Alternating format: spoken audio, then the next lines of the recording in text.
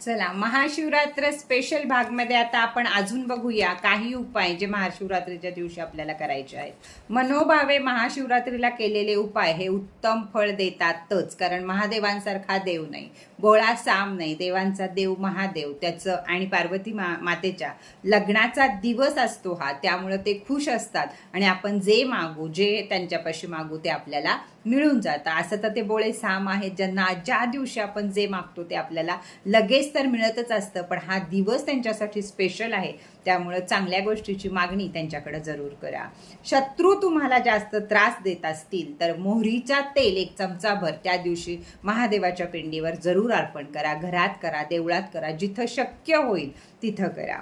त्याचप्रमाणे जर तुमचं भाग्यच चमकत नसेल, तुम्ही प्रयत्न करताय पण नशिबात काहीच मिळत नाहीये, प्रयत्न करताय पण अभ्यासात अपयश येते, परीक्षेत अपयश येते, नोकरी लागत नाही, अनेक घर होत नाही, अशा अनेक अडचणींमध्ये जर तुम्ही सापडला असाल तर त्या दिवशी म्हणजे महाशिवरात्रीच्या दिवशी चण्याची डाळ जर महादेवांच्या पिंडीवर तुम्ही अर्पण केली तर तुमचं भाग्य चमकल्याशिवाय राहणार नाही। न घडणाऱ्या घटना या भाग्याच्या तुमच्या आयुष्यामध्ये घडायला सुरुवात होईल।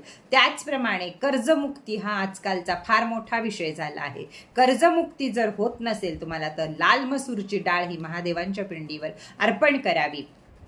त्याचबरोबर या सगळ्या गोष्टी जवळजवळ संध्याकाळी प्रदोषकाळी अर्पण कराव्यात, म्हणजे जास्त लाभ होतो। जेवढ्या जणांना शक्य आहे त्या सगळ्यांनी महादेवाच्या देवळात जा, पण बऱ्याच ठिकाणी आता महादेवांपर्यंत आपल्याला पोहोचू देत नाही, तर त्यावेळी आपण घरात मातीची किंवा घरात जी पिंड आहे देवघरामध्ये त्याला ताम्हणात घेऊन त्याच्यावर हे सारे उपाय केले तरीही आपल्याला तेवढंच भाग्य आणि तेवढंच पुण्य मिळणार आहे। उपास जरूर करा। उपासाच्या दिवशी जेव्हा महादेवांचा आपण उपास करतो त्यावेळी तुम्ही शिवलीलामृत वाचू शकता, शिवलीलामृतचा मोठा भाग वाचू शकता, जी काही तुम्हाला महादेवांची सेवा करता येईल ती करू शकता।